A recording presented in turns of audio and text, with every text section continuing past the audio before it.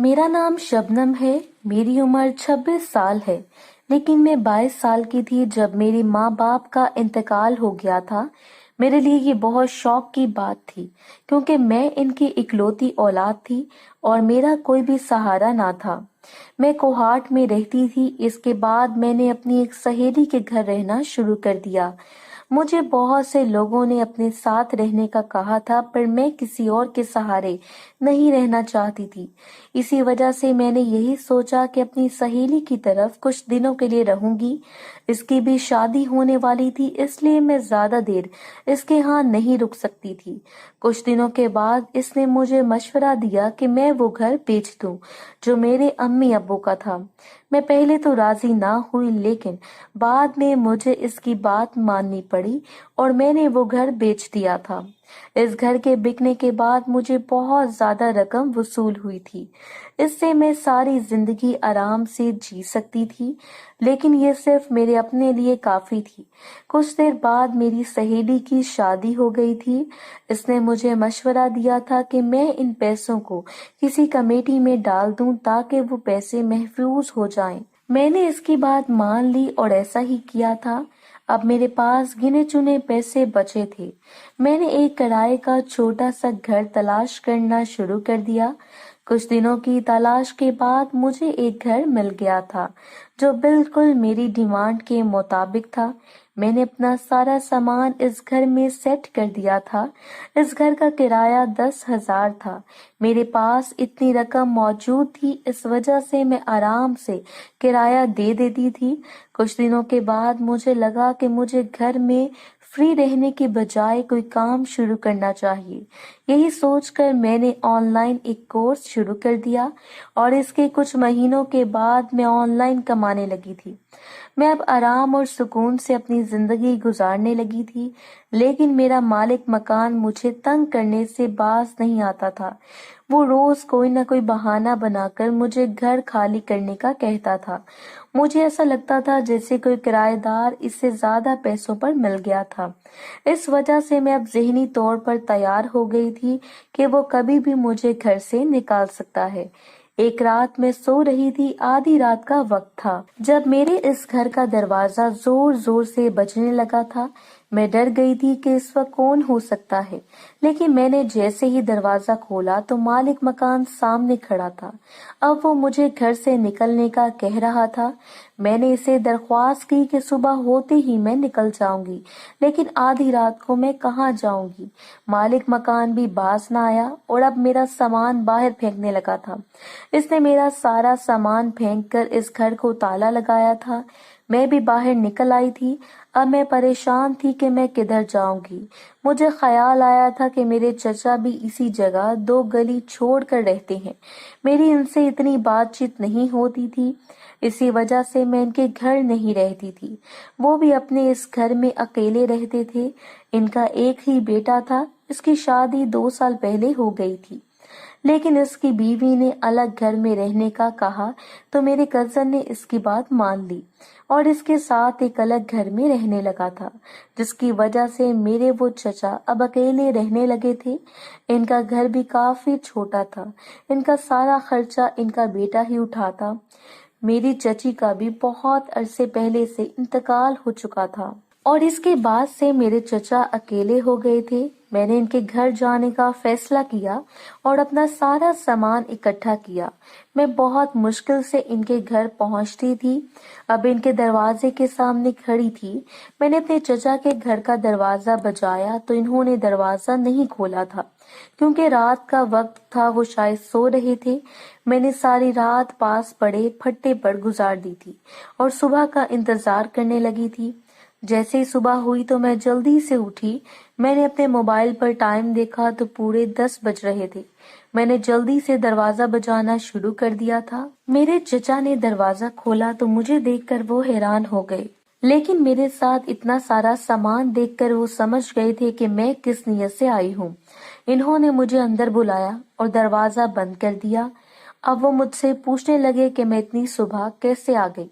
इस पर मैंने इन्हें सारी दास्तान सुना दी कि किस तरह मुझे मेरे मालिक मकान ने आधी रात को घर से निकाल दिया था और मैं बाकी की रात उनके दरवाजे के बाहर ही बैठी रही। वो भी हैरान हुए थे, लेकिन कहने लगे कि वो कुछ वक्त के बाद अपना फैसला सुनाएंगे और वो फैसला मेरे हक में ही होगा।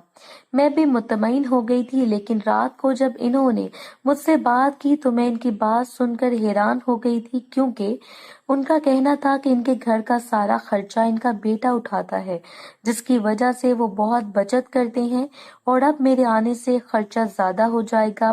मैं भी परेशान हो गई थी, क्योंकि इनकी बात भी दुरुस्त थी। मैंने इनसे गुजारिश की थी कि मैं सिर्फ रात को सोने के लिए पंखा चलाया करूंगी, इसके अलावा मुझे किसी चीज की जरूरत नहीं होगी। वो कुछ देर के लिए सोचने लगे थे, फिर इसके बाद इनका कहना था कि मैं रात को इनके रूम में सोया करूंगी। मुझे शौक लगा था कि ये वो क्या कह रहे हैं। मेरा मूड देखकर वो कहने लगे कि इनकी बात का ये मतलब है कि इस तरह बचत हो जाएगी और मैं बगैर किसी मुश्किल के इनके घर में रह सकूंगी। मुझे ये बात बिल्कुल पसंद नहीं आई थी।